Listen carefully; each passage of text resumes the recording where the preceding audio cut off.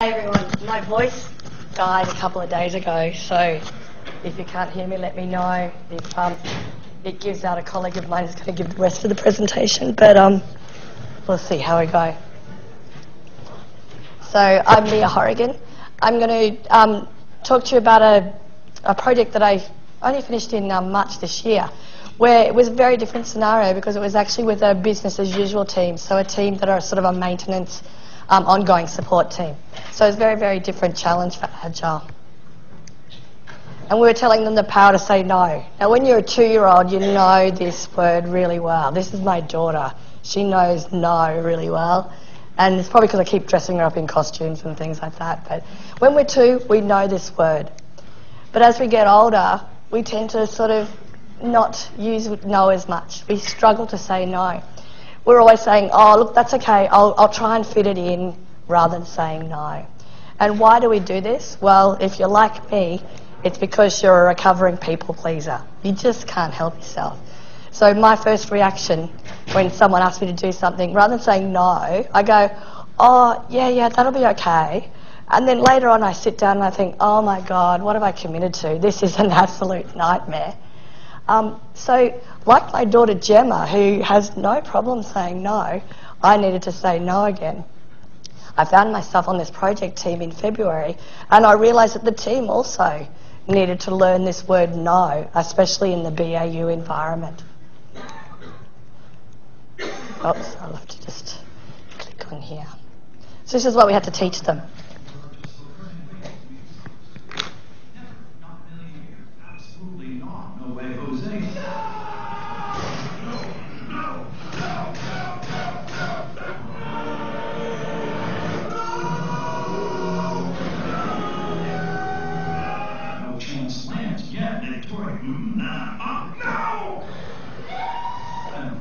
Personal favorite of all time, man falling off the cliff. No!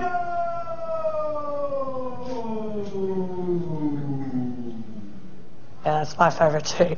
There's actually somebody sat down and put 15 minutes of all the notes from every movie all together, so 30 seconds is enough to get the drift of what we needed to learn. So I was working with a manager who is the deputy CIO of a large agency, and he was working on another team where they were using Agile for an intranet redevelopment project. And he started to see, what Agile was about. And when he got back to his own team, he was thinking, well, I'm wondering if this could work with my team, which is a BAU team, because he really loved the transparency and the collaboration that he was seeing on this intranet project. We happened to be doing the intranet project. A colleague of mine was doing it. So I came into this team as their Scrum Master to see if it would work. We weren't sure if it would, and we couldn't really sell it to the CIO yet, so we put it in as a pilot, that we were going to try this, test it out, feasibility for about 3 months. So we had 3 months to prove it could work, basically. So it's, just when we were talking to the team, like one of their big problems is they've got their work plan, they know what they want to do, but all of a sudden there'd be someone would interrupt and say, look, can you help me with this, can you do that? And they didn't feel that they could even say no. The information team that I came to work with as a Scrum Master, there was only 8 of them, so it wasn't a big team. But they had 3 different streams of activity. So they had life cycle. So it wasn't even the traditional IT. This was the record management part of the information systems. There was the IT part, which was the information applications team. And then there was a new team that had just been created for business intelligence systems as well. And they were geographically dispersed. So whilst I'm based in Canberra with the majority of the team, there was some people in Sydney and people in Melbourne. So a small team, but everywhere. And the problem was that as a BAU team, what they always seemed to have was a bit of a backlog of work that was always there that they never quite got to. And they just didn't have a process for, well, how do we determine, what's important, what's ranked higher, what do I need to do first? So they didn't have a process for how to, triage, for want of a better word, the work coming in. But also, they weren't really sure what was important and what wasn't important. They just had a whole list of stuff to do. And there wasn't any way to handle the BAU work versus the project work. Which one do I do first? Which one has a better priority? So what happened? They started a bit of everything. So, you know, there was probably 20 or 30 projects that had a little bit started. Are you going like that because you can really relate to this? Yeah, it sounds like my teams too. So we looked at the psychological learning model of conscious competence, because basically we only had 3 months to see if we could get this team working through. So we had to take them from just not knowing anything about Scrum at all to knowing a little bit about it and, you know, knowing how to do something, but it really bothers them that they don't quite get it yet. And that's called conscious incompetence. About month 2, we were hoping to get them to conscious competence, so they actually knew what they were doing, but they really had to think about it and were struggling. And then hopefully by the end of our engagement, at the end of 3 months, they rocked at it. These guys just didn't even have to think about it. They could really do this stuff. So that was the model that we were using. So month 1, unconsciously incompetent. So we started with the basics. We basically did Scrum 101 in a workshop, 1-day workshop, threw them in the deep end. Most of them had never, ever used Scrum before, so they didn't know anything about it. So we started with the basics. You know, there's 3 roles, ScrumMaster, Product Owner, and the team. There's no manager. And we had to really stress this because some of the BAU people were team leaders. The deputy CIO, who was the head of this team, was their manager. He was also the product owner. But it was, yeah, quite interesting dynamics. We talked about the 3 ceremonies in that workshop, the sprint planning, daily Scrum, and sprint review. And we talked about that there's 3 artifacts. We have a product backlog, a sprint backlog, and we're going to have working stuff. And basically we stressed to the team that whilst the product owner is responsible for what needs to be done, you as the team are responsible for how it's going to be done. So this really established the ground rules for them of how Scrum was going to work. It gave them a practical lesson, but we really threw them in the deep end. We gave them a scenario base that was a little bit silly. It was based on, I think, Star Trek at the time, but it was actually a real case study. We just put Mr. Spock in there instead. But at the end of that day, everyone knew the terminology. We were all speaking the same language, so it was a really good catch-up and set the expectations. The next day, we actually threw them into Scrum. This is our overall approach to Scrum. I won't go through this in detail, but it's on our website, and at the end, it's got our blog details there. But what we're trying to do is use this Deming cycle of plan, do, check, and act. So we talked about the what and the how in the workshop and who was responsible for that, and all the activities that were going to be done in order to achieve that. There are checks, there's governance, there's risk, there's everything in a project. So what mechanisms were we going to do to check our work, and how are we going to act? How are we going to think about it in retrospectives and so forth? So this Deming cycle really lends itself quite well to Scrum. Yes? What is your website? Oh, sorry, it's zenexmachina.com/blog, and you'll see these lots of artifacts like this up there. Yeah, so Zenex Machina. So, first month, which is basically the next day, we put them to conscious incompetence. So, we threw them in the deep end and got them to user stories straight away. One of the problems we had was the product owner had decided that he wanted to do this, and then we started the next week. So he really didn't have his user stories together.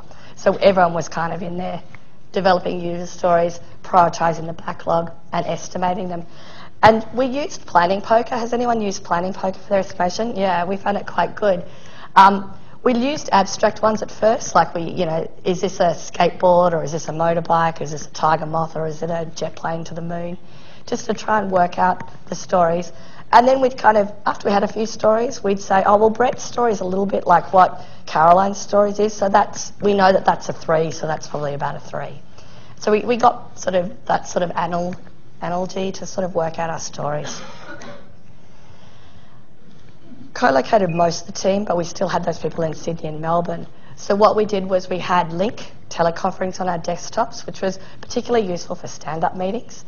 Where possible, we tried to bring the team together for sprint reviews and sprint planning, but that's not always cost effective and budget just didn't allow it. So a lot of time we did it by video conferencing. It wasn't great. In fact, the people in Melbourne, when we tried to offer them a donor, didn't appreciate the humour of the situation. But for us, you know, it was just a reality. We couldn't hold face-to-face every sprint. And we had a big visual Kanban board right outside the manager's office. It was great, lots of coloured post-it notes. It looked crazy, it looked chaotic. But what it was when everyone was walking past, they would say, oh, what are you guys doing? What's this all about? And the team would start to explain, oh, we're trying this new thing called Scrum and how it's going to work.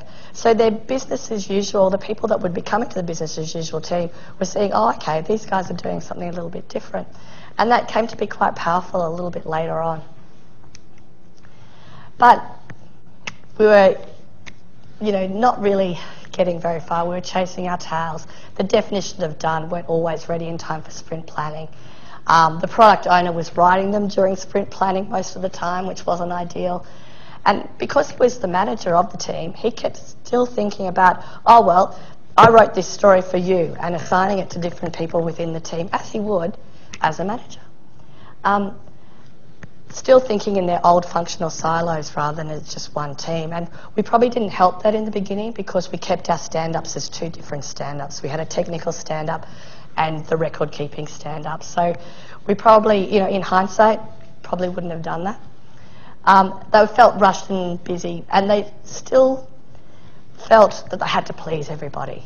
Because, you know, they're saying, but yeah, it's all well and good that we're doing this Scrum thing, but, you know, the business really need this, and I've kind of already started it, and they had lots and lots of reasons why they couldn't fully embrace Scrum yet because they still had all these other things. And, you know, one of the classic ones was, well, we just don't have the luxury of only working on this. We're a BAU team.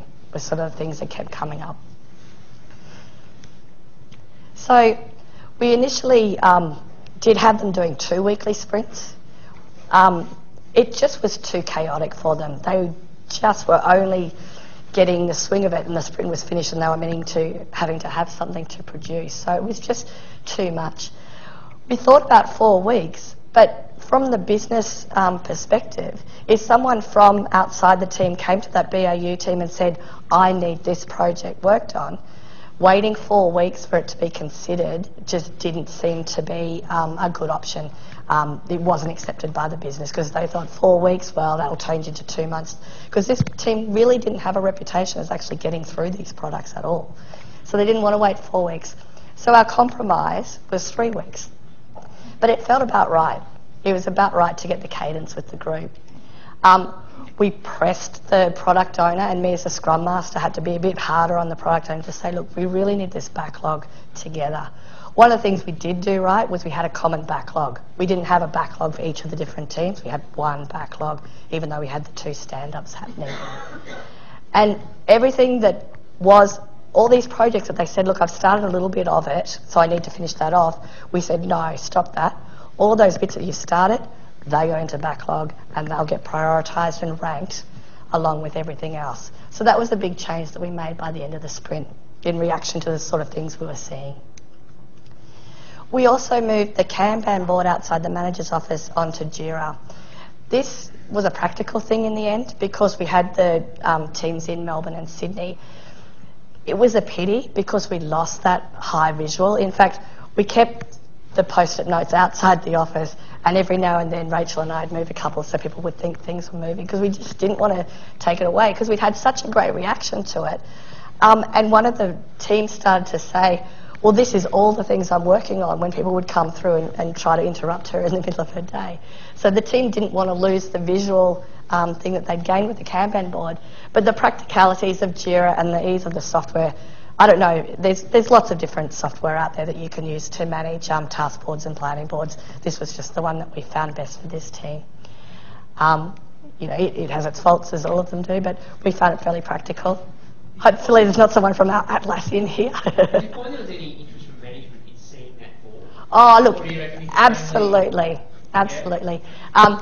In both boards. Like this board, the CIO, they actually would bring him down and say, oh, please walk through the area and come and see what we're doing. They were really proud of it and they really loved it. This one, though, gave us really great reports to use for executives. So, you know, the burn down charts of velocity and all the things that we could get out of this was probably why we used it. Yeah. So, yeah, that's why, you know, the practicality of it for geographically located, but yeah, for executives, they love to see this stuff. For the team, the task board was fantastic for managing. But for the product owner and selling it upwards, because this was a pilot, this was really useful. But the team mood, we sort of talked to them about how they're feeling. There was a lot of chaos and a lot of uncertainty. They still weren't feeling comfortable, but that's to be expected at this stage. But even though they were feeling a little bit uncomfortable, they weren't depressed, they were actually really high, which seemed quite odd, so wanted to know why. Well, what was that they'd had projects that had been sitting there for ages that just hadn't got done. But one of the girls, and she was in the record-keeping stream actually, not in the technical stream, actually for the first time understood that she could go and show people this Kanban board outside her manager's office and say, look, I'd love to help you, but these are the things that, are the priority. So if you've got a problem with that, go talk to Stephen and he'll tell me whether I should work on it or not. So she had her first taste of being able to say no when someone asked her for something that wasn't going to fit in with the priorities. And she really liked it. And she told the whole team about it at the retrospective. And then they started to realise, hey, actually maybe I can do that too. So it was their first sense of empowerment. So now that they were conscious that they were incompetent, we needed to move them to be consciously competent.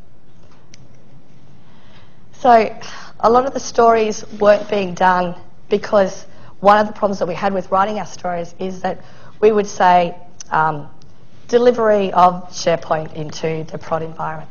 Well, there was actually someone outside that team who had to approve that first before it could, for example. So our user stories weren't written in a way that were things the team could control. So that's why some of our stories weren't getting done, and that was a frustration. The team still weren't coming to ceremonies really prepared. Like on the morning before the sprint review, all the tasks would be moved over in the task board because they just hadn't had time to be doing it during the week. We talked to them about how, from a velocity and being able to work out, what stories we could and couldn't get done, it was so important for them to keep their task board up to date.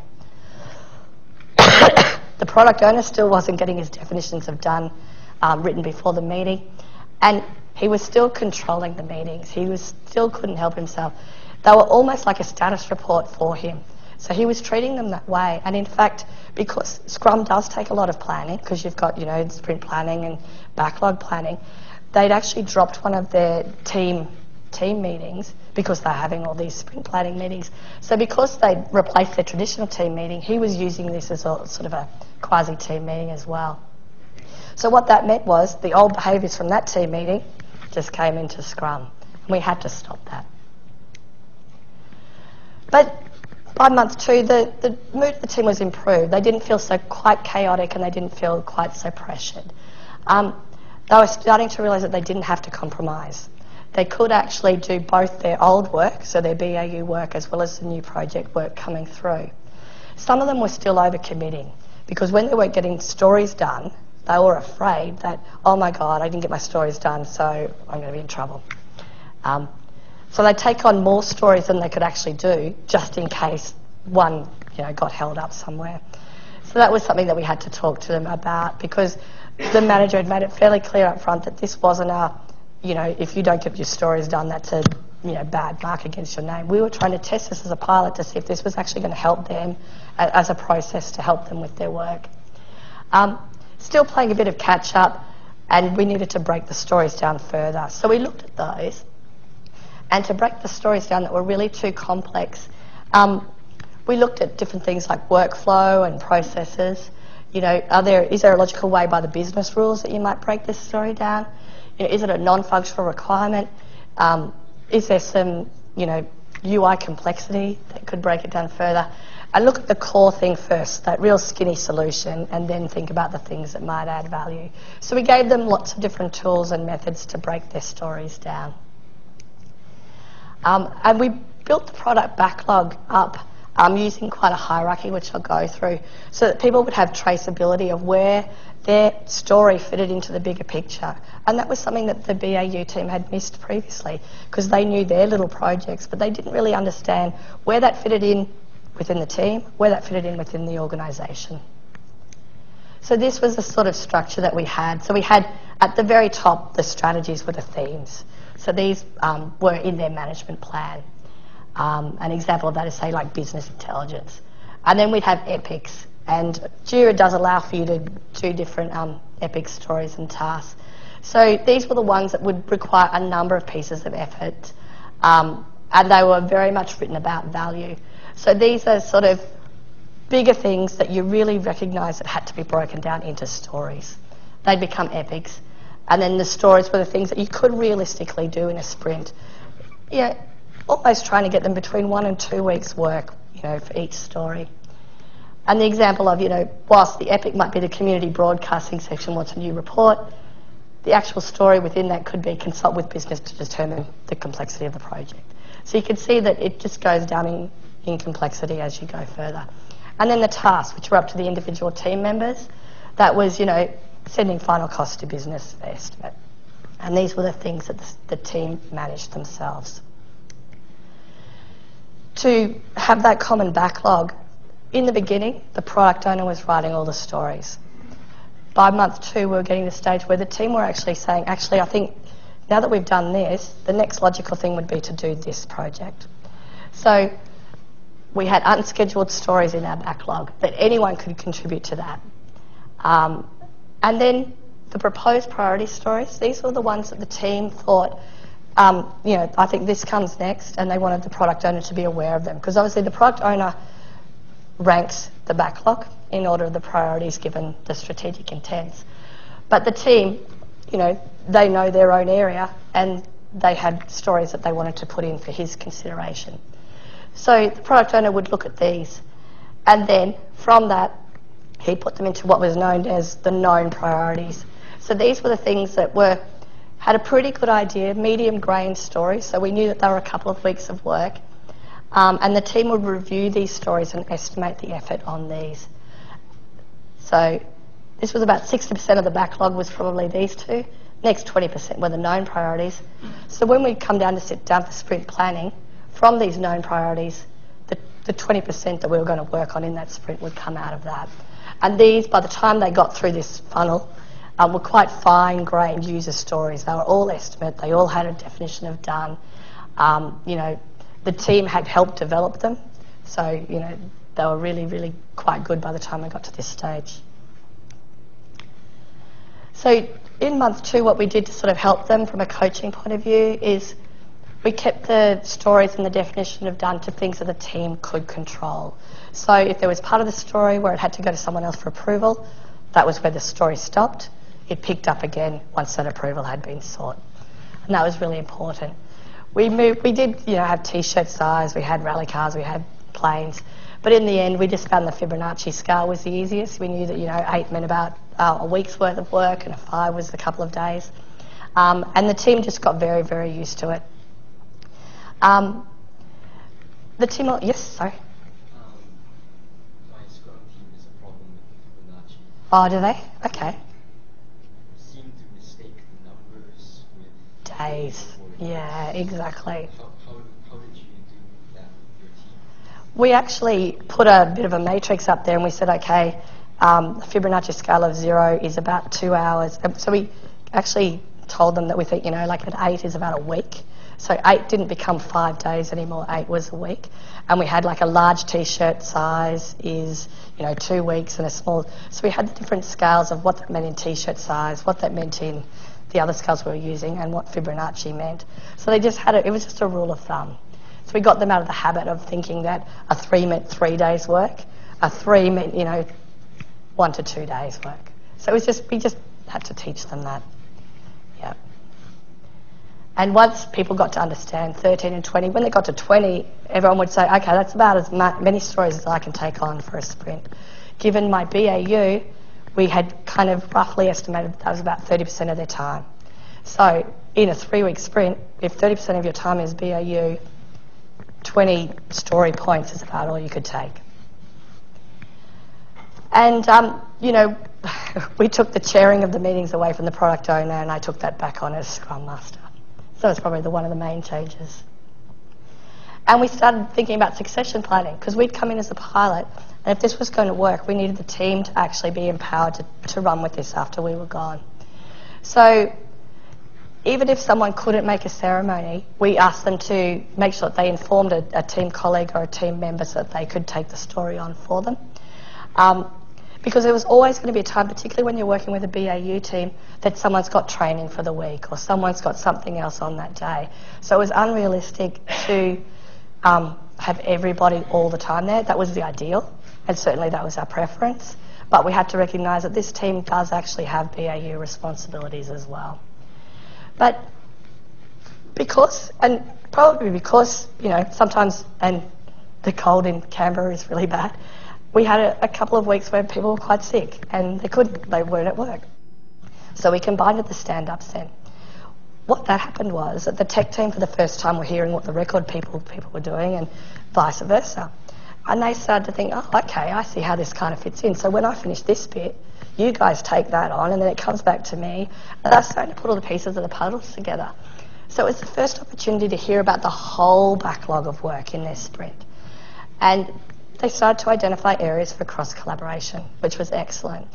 And they also started to hear about things that were coming in the pipeline and in the backlog, and which was really great to sort of break down those silos that they had currently been working in. So at the end of this second month, these guys felt really comfortable saying no to the business because they had a framework and they had a process. But saying no, you know, we had to really make sure that some of them had no problem saying no. They took like a duck to water, but some of the others, it was a struggle for them. So we had to say that it's not about being selfish or being unresponsible, inflexible. It's actually about setting the boundaries and, you know, showing what is the ordered priority for the team. And, you know, we just be direct, honest and tactful. So we use this 1, 2, 3 method for saying no, which I'm now, as a people pleaser, going to try and use in my daily life. But, you know, when someone asks you something, understand the context of it. We had this rule that if it was a bug or a break fix, of course, you need to work on that because that's important. But if it wasn't, don't say yes straight away. You need to really understand the implications and the context of this and know how to respond. You know, don't be apologetic that you can't do it. Be clear and concise. But more importantly, offer them an alternative. Say, look, in this sprint, we've actually got this allocated. But that's an important story. I'm going to put it in the backlog and, you know, we'll talk to the product owner. We have a meeting for sprint planning coming up in a week and I'll make sure that it's in the known priorities. So they had a process that they could explain to people. If that still wasn't a good enough answer to the business, we'd negotiate and basically say to them, well, these are the priorities, I've got this sprint. If this is a bigger priority, I can escalate that to my product owner now. So we gave them some alternatives rather than just saying no. We were very pragmatic. And then month 3, we're kicking along here. We're unconsciously competent is where we wanted to be by the end of it. But we still had leftover story points. And this was some of the problems that we had of overestimating and you know, trying to take on too many. And that still feeling that, you know, story points, you know, if I do 30 story points, then I'm a hero this month. Well, Scrum isn't about being a hero, it's about sustainable pace. So we wanted to get to the stage where we knew real velocity of what was realistic for the team to be doing each month. What we were doing in the first couple of sprints was if they didn't finish a story, we'd roll it over to the next sprint automatically. What that meant was we had huge peaks and troughs, so there'd be almost no story points in this sprint and then a huge amount accomplished this month. So if you're taking that to a management group, they go, oh my God, you know, you guys are doing a lot of work this month, but you know, you're really slack that month. So it was really skewing what was happening and the overall effort. So we started to look at what we would do if we had a user story undone. Well, first we'd put it into the product backlog. It wouldn't immediately be considered for the next sprint. It would be considered with everything else. And they didn't get any story points for it. This was to kind of to teach them that, you know, don't overestimate, don't underestimate. Be realistic of what you can commit to in this sprint. There are some people that say, oh, I should give them partial credit because, you know, they did the work. We, you know, consciously or unconsciously, that leads to gaming. So we just didn't want to do that. And we re-estimated the story as it currently was standing of what was left, rather than the whole story for the next sprint. And that way we were ensuring that the velocity wasn't skewed. As a result of this, we had single stand-ups happening in the last month because we had radical visibility, which they really liked in having the combined stand-ups, so that was certainly worth committing to. Also, it gave them opportunities that they could see coming along and put their hand up and say, look, actually, I wouldn't mind being involved in testing of that new system. So that was great. PO, the product owner, was getting more input from the team about the stories and the definitions of done, which was great. We had formalised backlog grooming. So we would give lip service to, oh, and don't forget to do some backlog grooming over the next couple of days, but it just didn't happen. So we actually formally scheduled time for backlog grooming, and that worked a lot better. And the individual team would actually make time with the product owner to talk about their proposed stories as well as part of that backlog grooming. So they felt truly empowered because they knew exactly what was coming up, what things they wanted to be involved with and what they could actually do. The grooming of the backlog, really, the estimation was great. The definitions of done were always there. So they didn't have to concentrate on the what. They could just concentrate on the how it was getting done when they were getting into sprint planning. We actually stopped the product owner from coming to sprint planning anymore. He could come for the sprint review, but the planning we kept to just the team so they could really think about these tasks and really have ownership of it. And in essence, you know, the team had learnt to say no to the business. Now they could actually say no to the product owner as their manager and talk to him as a product owner rather than as their manager. So where before they felt uncomfortable because he was also the boss, they felt comfortable now to tell him no. So they had a better understanding of the commitment that it took. Collaboration and pairing started to happen, which was something that we hadn't expected because we really had thought these teams were quite unique and different in what they did. But the more we got into it, there were opportunities for them to join. Yeah. You keep mentioning about the team having to say no to the product owner. Yeah. Why is the product owner not understanding Scrum and continuing to make requests of the team? If they understand Scrum, I'd imagine that everyone's on the same page. And, Yeah. So what's going on there? Why don't the product owner understand? It's just the dynamic of he's been a manager of that team and it's been a very stable team for 2 years. But was he given training in Scrum? Same as them, so he started it as they started it. Yeah. So it was like when you bring it up to him, it was like, oh yes, of course, that's right. I'm not the manager here, I'm the product owner. Yeah. But he had to be reminded. It was just a habit that he just took a long time to break. Yeah. I run customer support for my employer.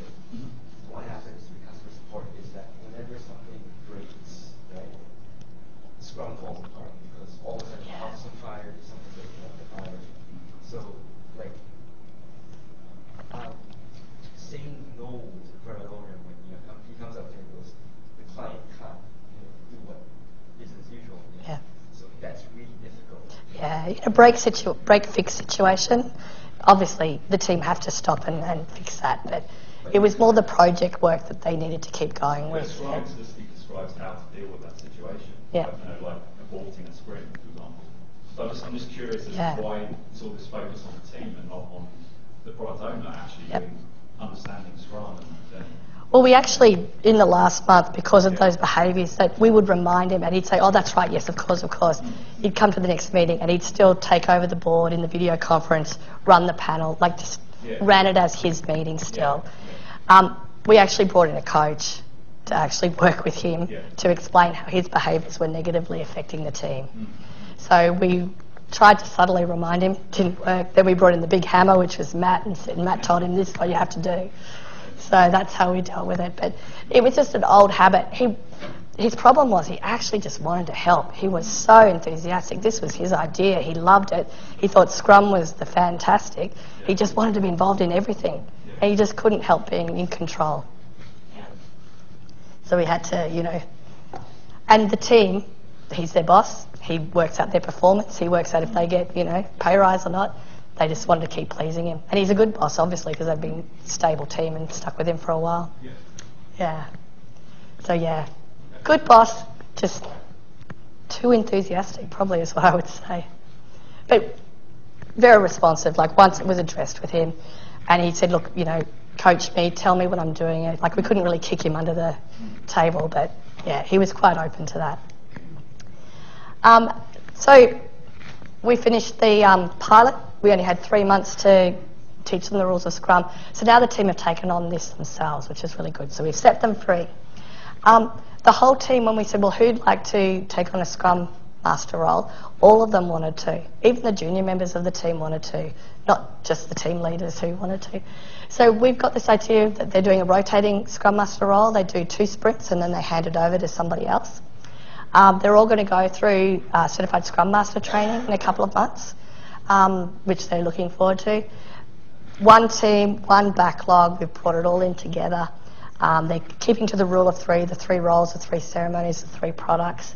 And probably the most important thing is that the outside business that they're working to are seeing outcomes from them. So where before lots of the projects were never quite getting done, this team now has a bit of a reputation of, okay, I'll get it done. If I get it in the backlog and it's prioritised and it's well understood, I'm going to get my story done. And the business is responding well to that. They've got a lot of trust in this team now. If they say, no, I can't do it this sprint, but it will be considered and I can give you, an approximation when it's coming up and when it's scheduled of how it's going to be, they actually accepted that quite well. And the transparency that the business now has of what's happening. Whilst they can't get into Jira, their business team, the manager has started putting all the velocity charts, the different projects and everything on his glass door outside his office, so the rest of the organisation can see what the IMS team is doing. And certainly at all the management meetings, he's out there, letting everyone know what his team's doing and how it's working really well. And that's really been very empowering for them, and that's how they're quite comfortable to now say no. So thank you very much before my voice dies.